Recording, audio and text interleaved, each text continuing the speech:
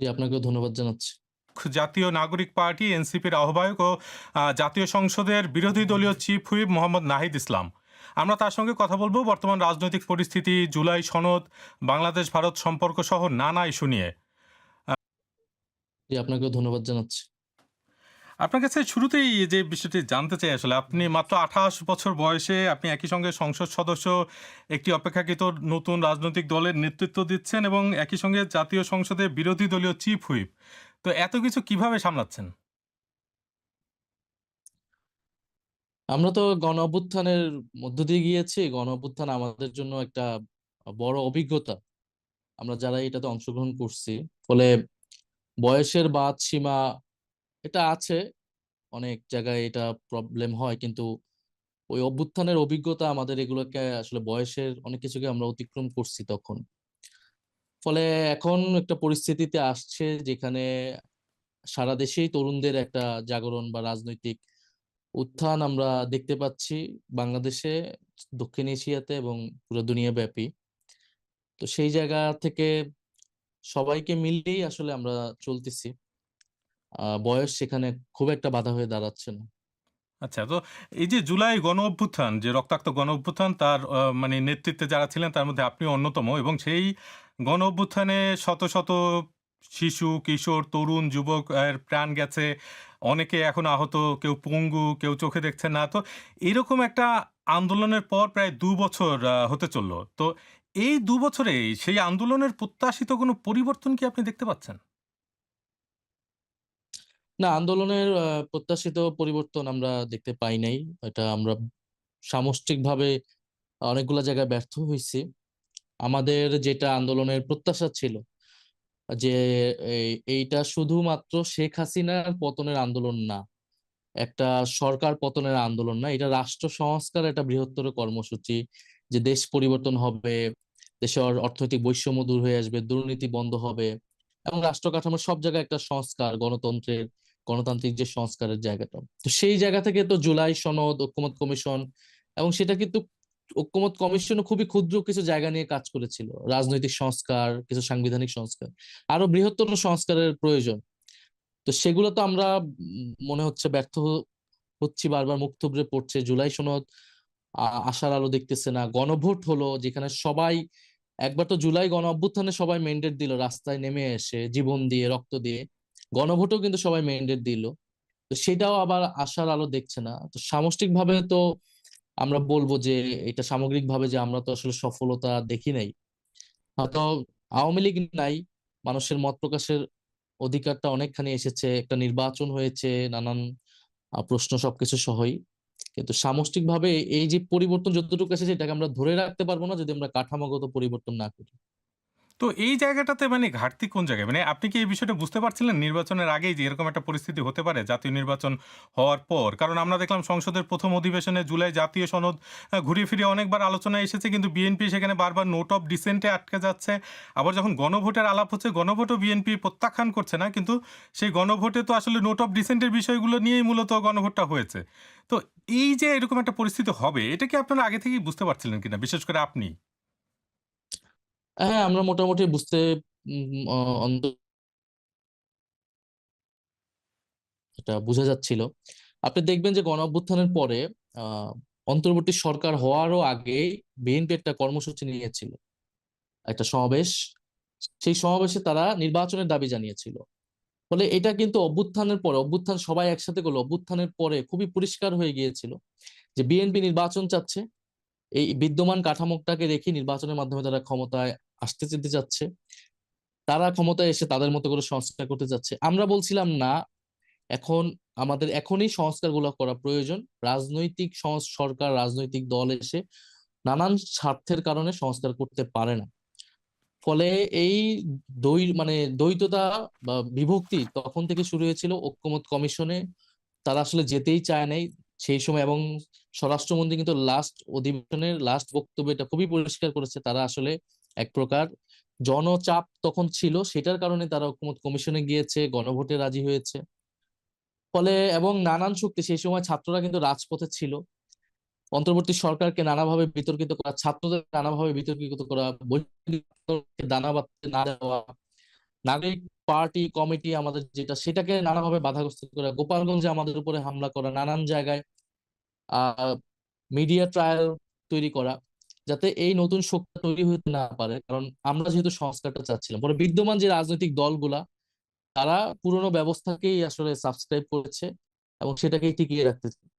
বিএনপির মাঝে, মাঝে বিএনপির তরফ থেকে যখন বিএনপির সঙ্গে কথা বলি তাদের ২-১ জন বলার চেষ্টা করেন যে এই যে একটা লম্বা সময় প্রায় ১.৫ বছর অন্তর্বর্তী সরকার পার করেছে। এই ১.৫ বছরে আসলে অন্তর্বর্তী সরকার পার না করে যদি ১ম ৩ মাস বা ৬ মাসেই একটা নির্বাচন হতো, সেক্ষেত্রে দেখা যেত যে আপনারা যারা এই আন্দোলনে অংশ নিয়েছিলেন তাদের অনেক বেশি নির্বাচনে জয়ী হওয়ার একটা সুযোগ ছিল। কেউ এমনটাও বলেন যে হয়তো ৫০ টার মতো আসন আপনারা তখনই পেতেন যদি নির্বাচনটা জুলাই গণ আন্দোলনের ৬ মাসের মধ্যে হতো। কিন্তু যেটা হয়েছে যে এই যে সময়টা চলে গেল, এর ফলে আপনাদেরও জনপ্রিয়তা কমেছে। পাশাপাশি এই যে লম্বা সংস্কারের আলোচনা, দেখা যাচ্ছে যে সেগুলো এখন কোনো কাজেই লাগছে না।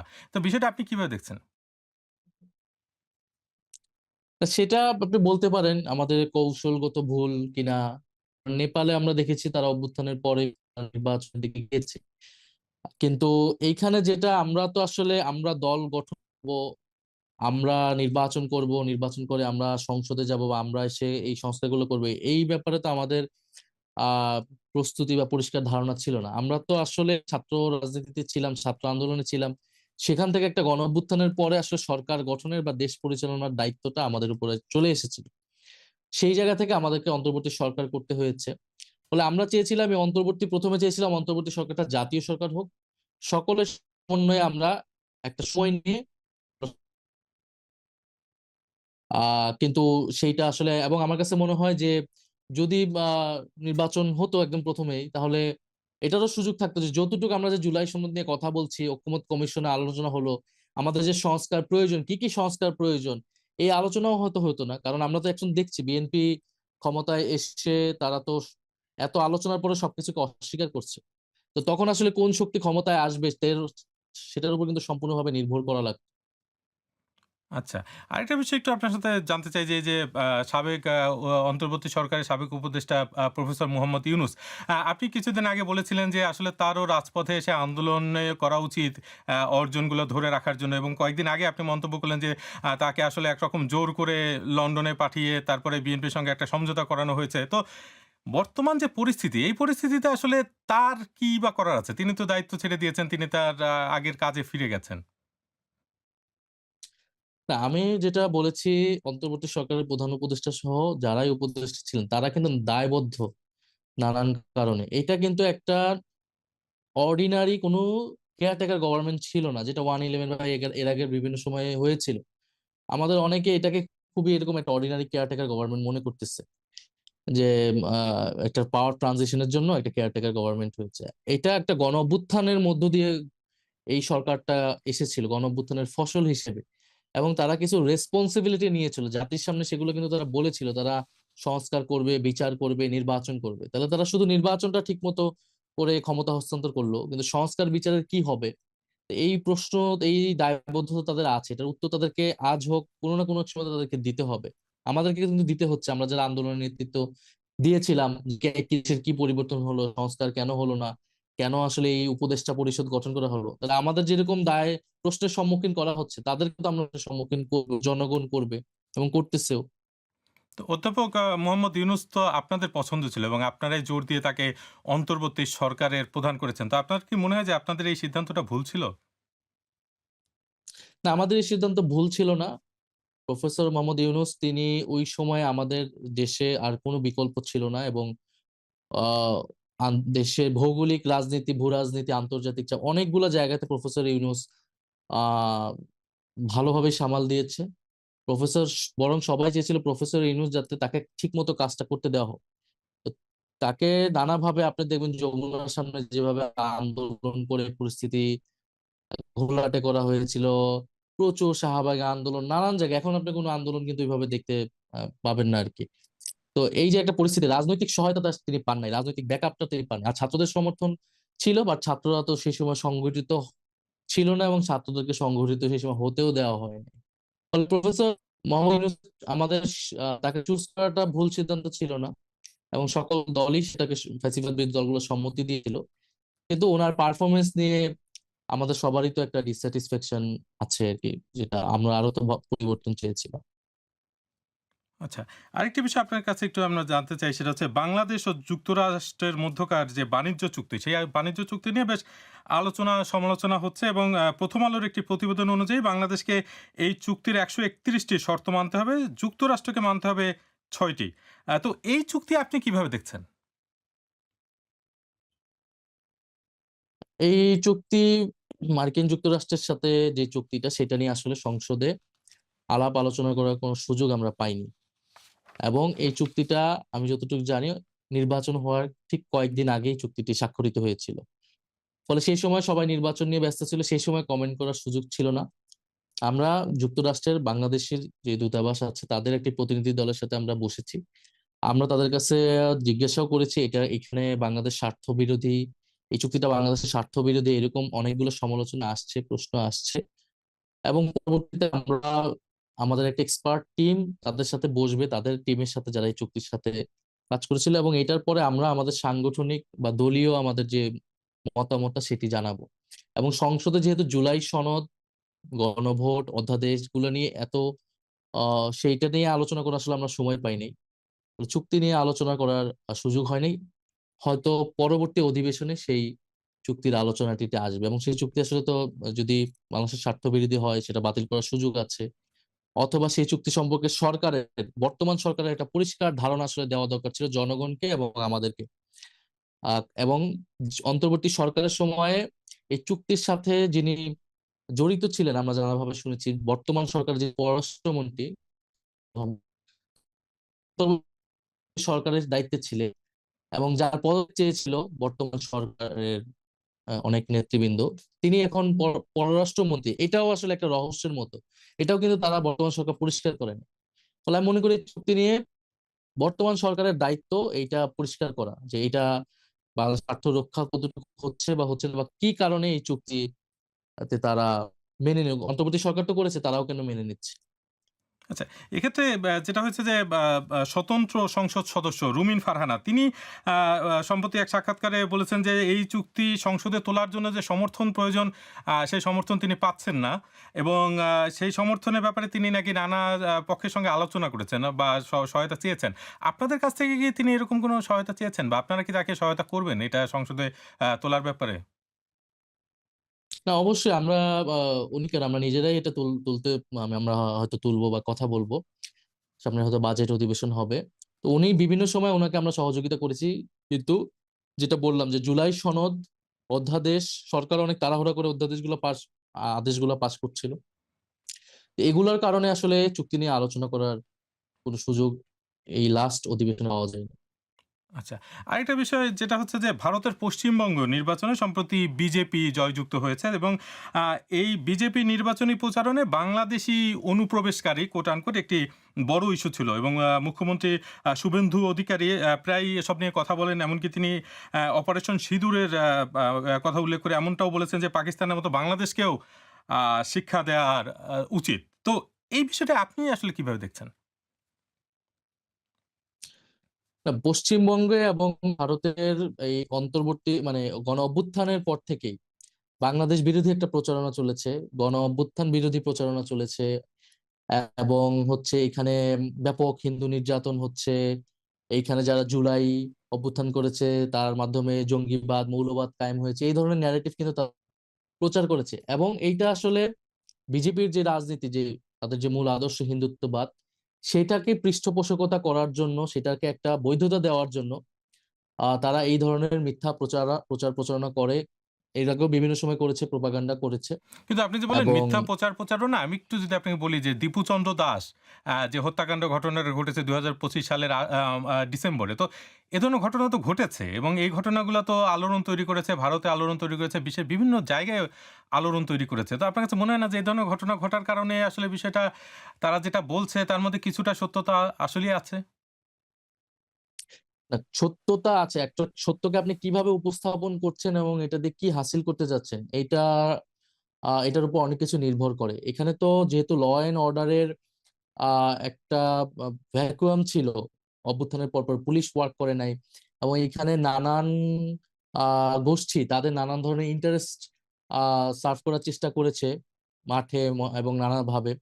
ফলে এই ধরনের কিছু অনেকগুলো ঘটনা ঘটেছে এবং সেগুলাকে নিয়ে প্রচার করেছে, কিন্তু অভ্যুত্থানের পর থেকে কিন্তু তারা অভ্যুত্থানকে কেন্দ্র করে কিন্তু তাদের এই প্রচারণাটা, বাংলাদেশ বিরোধী প্রচারণা এবং তাদের যে অখণ্ড ভারত যে তাদের একটা স্বপ্ন, সেটাকে তারা বাস্তবায়ন করার চেষ্টা, বা এই ড্রিমটা তারা দেখানোর চেষ্টা করে। এখন আমাদের জায়গা থেকে যেটা আমরা বলছি যে আমাদেরকে এই বিষয়ে সচেতন হতে হবে।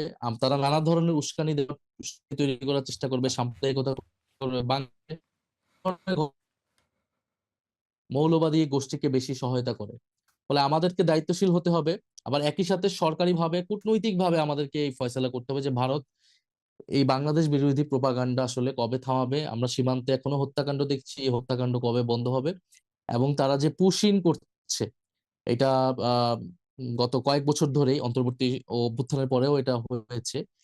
এবং এইটা কিন্তু সামনে একটা, এবং তারা যে নাগরিকত্ব কেড়ে নিচ্ছে পশ্চিমবঙ্গে, আসামে, এবং আহ মুসলমান এবং মতুয়া সম্প্রদায়ের, দলিত সম্প্রদায়ের, এটা কিন্তু বাংলাদেশের উপর বড় একটা চাপ তৈরি হতে যাচ্ছে ভূরাজনৈতিক। জি, আপনি এই বিষয়ে গত ১২ই মে মন্তব্য করেছেন যে আমি যদি কোট আনকোট করি যে সীমান্তে আবারও হত্যাকাণ্ড ঘটছে এবং নতুন করে কাঁটাতারের বেড়া দেওয়া হচ্ছে এবং সীমান্তে বাংলাদেশের মানুষকে হত্যা করে বন্ধুত্বের কথা বলা যায় না।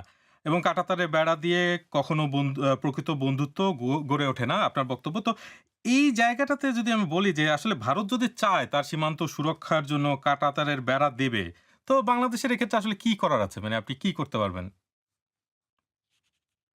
ভারত চাইলে কাঁটাতার দিতেই পারে, কিন্তু কাঁটাতার কোন কোন রাষ্ট্র তার সীমান্তে দিচ্ছে এবং সেই রাষ্ট্রগুলোর মধ্যে সম্পর্ক কি, সেটাও কিন্তু আমরা জানি। বাংলাদেশ ভারত সীমান্ত পৃথিবীর অন্যতম রক্তাক্ত একটি সীমান্ত। সেখানে 1,000-এর উপরে কিন্তু মানুষকে, বাংলাদেশি নাগরিককে হত্যা করা হয়েছে আমাদের স্বাধীনতার পর থেকে, এবং বিগত এক দশকে অনেক বেশি হত্যাকাণ্ড হয়েছে। ফলে ভারত বাংলাদেশ বন্ধুত্ব আমরা কিন্তু বিগত আমলেও শুনেছি। ফলে যার যে আমার সীমান্তকে রক্তাক্ত করে, তার সাথে তো আসলে বন্ধুত্বপূর্ণ মানে অ্যাপ্রোচ নিয়ে আমি আর আগাইতে পারবো না। তার ব্যাপারেও আমাকে সতর্ক থাকতে হবে। এবং এটা আন্তর্জাতিক আহ আইন বলেন, মানবাধিকারের যে কোনো লেন্স থেকে দেখলে কিন্তু আসলে তারা বাংলাদেশের নাগরিকদের মানবাধিকার হরণ করছে। একটা অভিযোগ যেটা মানে পশ্চিমবঙ্গের দিক থেকে তোলা হয় যে যেমন আপনারই সংসদে আপনার সহকর্মী, আপনার সহযোদ্ধা জনাব হাসনাত আব্দুল্লাহ, তিনি গত ডিসেম্বরে একটি মন্তব্য করেছিলেন যে সেভেন সিস্টার্স হিসেবে পরিচিত পূর্বাঞ্চলের ৭ রাজ্যকে ভারত থেকে আলাদা করে দেওয়ার কথা তিনি বলছেন, কোট আনকোট। তো এরকম আরো মন্তব্য আপনার দলের সদস্যরা করেছে। তো আপনার কি মনে হয় না যে এই ২ দেশের সম্পর্কের মধ্যে এই ধরনের মন্তব্য এক ধরনের অন্তরায় তৈরি করছে? আর আপনি যদি এটা তুলনা করেন ভারতের সংসদে এবং পশ্চিমবঙ্গে যারা এখন সরকার গঠন করেছে, তারা বাংলাদেশ নিয়ে কি ধরনের মন্তব্য করে, বাংলাদেশের জনগণ নিয়ে, নাগরিক নিয়ে কি ধরনের মন্তব্য করে, তাহলে এইটা তো আসলে পাল্টাপাল্টি একটা প্রতিক্রিয়া। বা তারা দীর্ঘ সময় ধরে বাংলাদেশকে নিয়ে তুচ্ছতাচ্ছিল্য করা, বাংলাদেশের নাগরিকদের তুচ্ছতাচ্ছিল্য করা, সীমান্তে যাদের হত্যা করেছে তাদেরকে গরুচোর বলে এই বৈধতা তৈরি করা, নানাভাবে কিন্তু বাংলাদেশকে নিজেদের মনে করা, তাদের সংসদে বাংলা অখণ্ড ভারতের মানচিত্র রাখা, যেখানে বাংলাদেশ ইনক্লুডেড। ফলে এইটা কিন্তু ভারত থেকে শুরু হয়েছে। ফলে ভারতকে, যদি দক্ষিণ এশিয়ায় আমরা শান্তি চাই, গণতান্ত্রিক একটা পরিস্থিতি চাই, ভারসাম্য চাই, তো সেটার জন্য কিন্তু ভারতকে বাংলাদেশ নীতি পরিবর্তন করতে হবে। এবং আমরা দেখেছি বিগত আমলে সে আওয়ামী লীগের মাধ্যমে, একটি দলের মাধ্যমে সে বাংলাদেশকে নানাভাবে আধিপত্য বিস্তারের চেষ্টা করেছে, রাজনৈতিক ভাবে, অর্থনৈতিক ভাবে, কূটনৈতিক ভাবে, ভৌগোলিক। ফলে গণ অভ্যুত্থানের মধ্য দিয়ে কিন্তু জনগণ শুধু আওয়ামী লীগের বিরুদ্ধে করেছে এরকম না, তার কিন্তু পররাষ্ট্র নীতি নিয়েও প্রশ্ন করেছে, আধিপত্যবাদের বিরুদ্ধে কিন্তু সে কথা বলেছে, আওয়াজ তুলেছে। ফলে ভারত যদি তার বাংলাদেশ নীতি পরিবর্তন না করে, তাহলে তো বাংলাদেশের মানুষও তো ভারতের প্রতি তার দৃষ্টিভঙ্গি পরিবর্তিত হবে, বা এক ধরনের অবন্ধুসুলভ আচরণ কিন্তু আসবে আর কি। তো আমরা তো চাই সম্পর্ক থাকুক, কিন্তু সমতা এবং ন্যায্যতাটা এখানে খুবই গুরুত্বপূর্ণ। এবং বাংলাদেশকে ভারত কিভাবে দেখে, এই দৃষ্টিভঙ্গি পরিবর্তন হওয়া এবং বাংলাদেশের জনগণের সাথে সম্পর্ক করা। আমি কিন্তু এটাও বলেছি যে সীমান্তে কাঁটাতার দেওয়া হলেও সেটা সরকার দিচ্ছে, রাজনৈতিক দল দিচ্ছে, কিন্তু জনগণ কিন্তু কাঁটাতার চায় না। জনগণ, ওপারের জনগণ এপারের জনগণের সাথে বন্ধুত্ব চায়, সম্পর্ক চায়, আমাদের ঐতিহাসিক, সাংস্কৃতিক নানান ধরনের মেলবন্ধন আছে, সেটাকে কিন্তু চর্চা করতে চায়। তো সরকার বা রাষ্ট্রের উচিত আসলে এই জনগণের বন্ধুত্ব স্থাপন করা এবং সমতার ভিত্তিতে এক দেশ আরেক দেশের সাথে সম্পর্ক করা। আমরা ইউটিউবে একটি জরিপ করেছিলাম। সেখানে প্রশ্ন ছিল যে, প্রিয় দর্শক, জাতীয় নাগরিক পার্টি এনসিপি কি আপনার প্রত্যাশা পূরণ করতে পারছে? তো সেখানে যারা ভোট দিয়েছেন বা মতামত দিয়েছেন তাদের ৬৪% বলছেন পারছে না। তবে অনেকে এই মন্তব্য করেছেন যে এনসিপি তো সরকার গঠন করে নাই, ফলে তাদের নিয়ে এমন প্রশ্ন কেন? আমরা আসলে প্রশ্নটি করেছিলাম যে জুলাই গণ আন্দোলন থেকে সৃষ্ট একটি দলের প্রতি মানুষের প্রত্যাশার কথাটা বিবেচনা করে। আপনি এই বিষয়ে কিছু বলতে চান?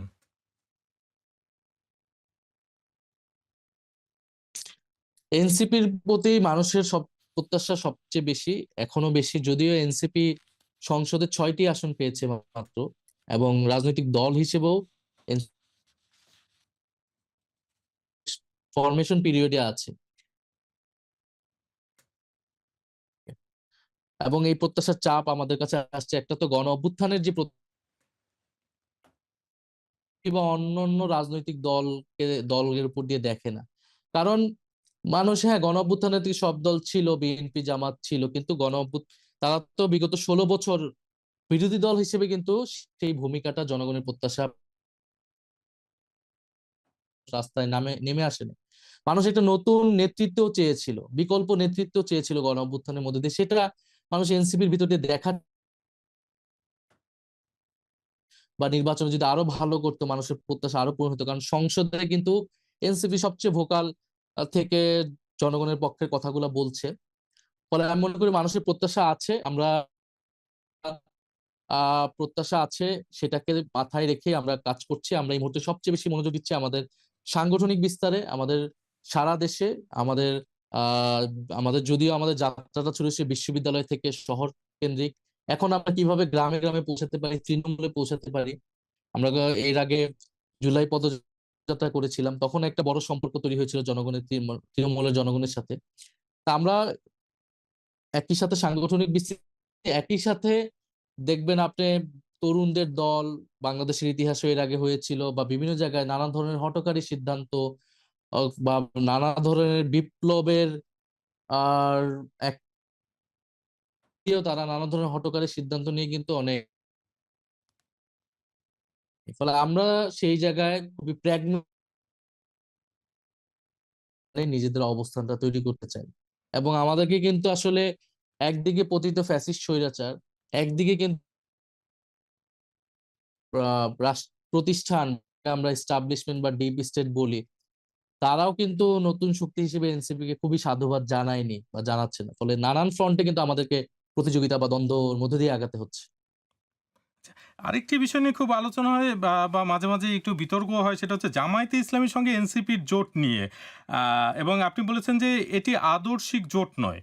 এই বিষয়টাকে আরেকটু বিস্তারিত আমাদেরকে বলতে পারেন যে জামায়াতের কোন আদর্শ আপনাদের সঙ্গে যায় না বা আপনাদের কোন আদর্শ জামায়াতের সঙ্গে যাচ্ছে না? জি, জামাত ইসলামী একটি ইসলামী রাজনৈতিক দল, একটি ইসলামী রাষ্ট্র প্রতিষ্ঠা করা তার ভিশন। ফলে তার এই আদর্শের সাথে তো এনসিপির আদর্শ তো মিলবে না। এনসিপি মধ্যপন্থী, উদারপন্থী একটা গণতান্ত্রিক রাষ্ট্র প্রতিষ্ঠা করতে চায়। ফলে এখানে আদর্শিক ভাবে জোট হওয়ার আসলে কোনো সুযোগ নাই। আমাদের ধর্মের প্রশ্নে আমরা ইসলামী মূল্যবোধকে ধারণ করি, ধর্মীয় মূল্যবোধ, সামাজিক মূল্যবোধকে ধারণ করি, কিন্তু আমরা কিন্তু রাষ্ট্র হিসেবে গণতান্ত্রিক এবং সার্বজনীন রাষ্ট্রই চাই, যেখানে সকল নাগরিকের অধিকার থাকবে। ধর্ম, বর্ণ, শ্রেণী সবকিছুর ঊর্ধ্বে গিয়ে নাগরিক হিসেবে সে রাষ্ট্রে মূল্যায়িত হবে, আইনের চোখে সবার সমান অধিকার থাকবে। এনসিপির আদর্শিক জোট সম্ভব নয়। তবে আমাদের সংস্কারের ভিত্তিতে এই জুলাই সনদের ইস্যুতে আমাদের ন্যূনতম রাজনৈতিক ঐক্য আছে এবং নির্বাচনী জোট হয়েছে। আচ্ছা, এই যে আপনাদের যে নির্বাচনী জোট, এই জোটের ভবিষ্যৎ কি? মানে এই যে স্থানীয় সরকার নির্বাচন সামনে আসবে, সেই নির্বাচনে কি আপনাদের এই জোট বহাল থাকবে? স্থানীয় সরকার নির্বাচনে জোট বহাল থাকবে কিনা এটা বলার সময় এখনই আসে নাই। তবে আমরা চাই যে আমরা এককভাবে এই স্থানীয় সরকার ইলেকশন করতে। স্থানীয় সরকার ইলেকশন একটা আমাদের জন্য আরেকটা বড় সুযোগ, সারা দেশে তৃণমূল সংগঠন গোছানো এবং উপজেলা ইউনিয়ন পর্যায়ে আমাদের নেতৃত্ব তৈরি হওয়া। ফলে আমরা সেই অনুযায়ী প্রস্তুতি নিচ্ছি।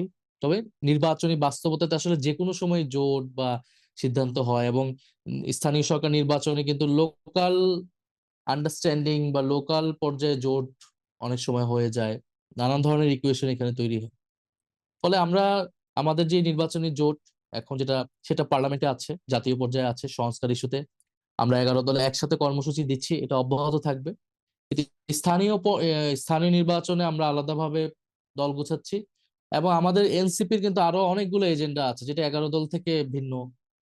সেগুলো কিন্তু আমরা দলীয়ভাবে আমরা সেই সকল কর্মসূচি পালন করব, বক্তব্য দিয়ে যাচ্ছি। এই বিষয়ে আমাদের একজন দর্শক একটি প্রশ্ন করেছেন, তার নাম এস এম রওশন। তিনি জানতে চেয়েছেন যে আপনি বাংলাদেশ এবং ভারত নিয়ে যে আপনার ভিতরে যে স্ট্যান্ড, সেই স্ট্যান্ড থেকে আমার প্রশ্নটা হলো এরকম যে আপনি রাজনৈতিক কারণে আপনি পাকিস্তানের দোসর যারা জামাতের সাথে আপনি নিজেকে যুক্ত করেছেন, আপনার রাজনৈতিক দলকে যুক্ত করেছেন, এইটা স্ববিরোধী কিনা, এটা আমার প্রশ্ন আপনার কাছে। না, জামাত 71 পাকিস্তান এগুলো নিয়ে আমাদের অবস্থান খুবই পরিষ্কার। আমরা যে 71-এর সময় তৎকালীন বিভিন্ন রাজনৈতিক দলের যে ভূমিকা, সেটা ইতিবাচক হোক নেতিবাচক হোক, আওয়ামী লীগের ভূমিকা, শেখ মুজিবের ভূমিকা, জামাত ইসলামের ভূমিকা, এটা ইতিহাস হিসেবে আমরা আমরা যার যেটুকু কন্ট্রিবিউশন, যে যে ভূমিকা আছে সেটা ইতিহাসের সত্য আকারে আমরা দেখি। কিন্তু জামাত ইসলামী কিন্তু গত 50 বছর ধরেই বাংলাদেশের নানা ফরম্যাটে তারা রাজনীতি করে আসছে। এখন তাদের 71-এর ভূমিকা নিয়ে যদি কোনো প্রশ্ন থাকে, এইটার দায়ভার কিন্তু এনসিপির না। এটা যারা তাদের যে এই বিগত সময় যারা নেতৃত্ব দিয়েছে, তাদের সাথে জোট করেছে, এখন সরকারে আসছে, এটা তারা তাদের দায়িত্ব ছিল। এবং বর্তমান জামাতের যারা নেতৃত্ব আছে তারা তো আসলে 71-এর সেই ভূমিকা তাদের ছিল না, তারা একেবারে নিউ জেনারেশন, এবং তারা কিন্তু আনুষ্ঠানিকভাবে মুক্তিযুদ্ধ বলেন, আমাদের সার্বভৌমত্ব, স্বাধীনতা, বাংলাদেশ, এই সকল আইডিয়াকে তারা সাবস্ক্রাইব করে কিন্তু রাজনীতি করছেন, নাহলে তারা রাজনীতিও করতে পারতেন না। ফলে সেই জায়গাতে আমরা কোনো মানে সমস্যা দেখছি না। এনসিপি নিয়ে আপনার ভবিষ্যৎ পরিকল্পনা কি?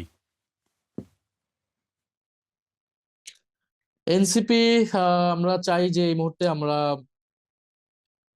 সাংগঠনিক বিস্তৃতিটা তৈরি করতে, সারা দেশে আমাদের নেতৃত্ব তৈরি করতে, এবং হচ্ছে যেই এনসিপি আসলে একটা জেনারেশনকে রিপ্রেজেন্ট করে, এবং সেই সকল মানুষ যারা যারা দেশে পরিবর্তন চায়, তারা যে সত্যিকার অর্থে দেশকে ভালোবাসে, এবং দেশের একটা যে বৈষম্য বিরোধী একটা উম, আমরা আকাঙ্ক্ষা ছিল, গণতান্ত্রিক আকাঙ্ক্ষা, সেইটাকে, তাহলে এই যে নতুন প্রজন্ম, তরুণ প্রজন্ম, তাদেরকে ক্ষমতায়িত করা, তাদের কণ্ঠস্বর, তাদের জন্য আহ একটা রাষ্ট্র তৈরি করা, পরিবর্তন, সংস্কার করা, তো এই আদর্শিক জায়গাগুলোতে লক্ষ্য উদ্দেশ্যকে সামনে রেখে এনসিপি কাজ করবে। এবং বর্তমান সময়ে আমরা অনেকগুলা সংকট আছে দেশে, নানান, আমাদের যেটা ভারতের ইস্যু বলেন, যুক্তরাষ্ট্রের ইস্যু বলেন, আমরা দেখতে পাচ্ছি যে পতিত ফ্যাসিস্ট তারা নানাভাবে আহ এন্টার করার চেষ্টা করছে, তারা নানাভাবে দেশকে ডিস্টেবিলাইজ করার চেষ্টা করছে।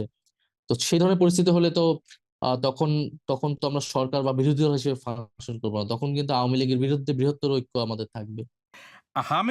যে হাম বা হামের লক্ষণ নিয়ে 400-র বেশি শিশুর মৃত্যু হয়েছে এবং অনেক ক্ষেত্রে এটার অন্তর্বর্তী সরকারের গাফিলতি ছিল, এরকম একটা দাবি উঠছে নানা মহল থেকে। এবং বিশেষ করে বলা হচ্ছে যে হামের টিকা কেনার সময় কোনো পরিবর্তন আনা হয়েছে কিনা এবং এর ফলে কোনো ঘাটতি তৈরি হয়েছিল কিনা। তো সে সময় তো ক্যাবিনেটে আপনার যে সহকর্মী জনাব আসিফ মাহমুদ সজীব ভুঁইয়া তিনি ছিলেন। তো তার কাছ থেকে কি আপনি কিছু জানতে পেরেছেন যে আসলেই এই টিকা কেনার প্রক্রিয়ায় পরিবর্তন আনায় টিকার সংকট হয়েছে বা এরকম কোনো কিছু হয়েছিল কিনা? না, হামের কিন্তু এটা বেশ একটা জটিল পরিস্থিতি, এবং এটা প্রথমত আমি দুঃখ প্রকাশ করছি, শোক প্রকাশ করছি যারা এতগুলো শিশু মারা গিয়েছেন, এবং তাদের আত্মার মাগফিরাত কামনা করছি।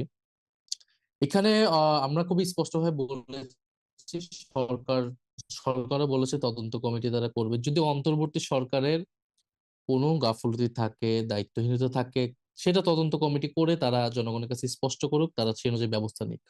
কিন্তু আমরা কিন্তু ইমিডিয়েটলি আমরা এই ক্রাইসিসটা কিভাবে ম্যানেজ করবো, আমাদের তো এখনই উচিত যে মেডিকেল ইমার্জেন্সি ঘোষণা করা, বিশেষায়িত হাসপাতাল বাড়ানো আরো হামের জন্য, এবং যাতে পরিবারগুলা চিকিৎসা পায়।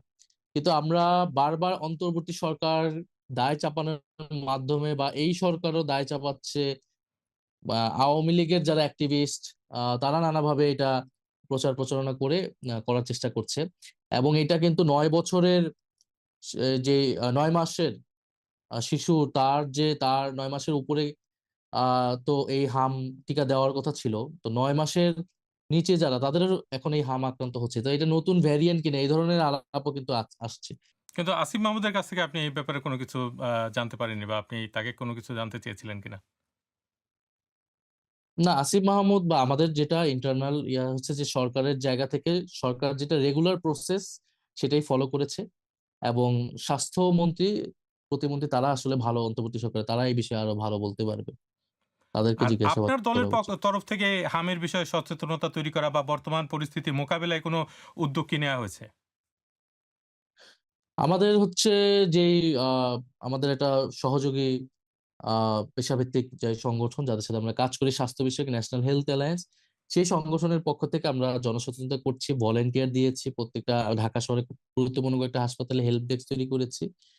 এবং আমরা আমাদের সক্ষমতা অনুযায়ী বিভিন্ন পরিবারকে সহায়তা করার চেষ্টা করছি।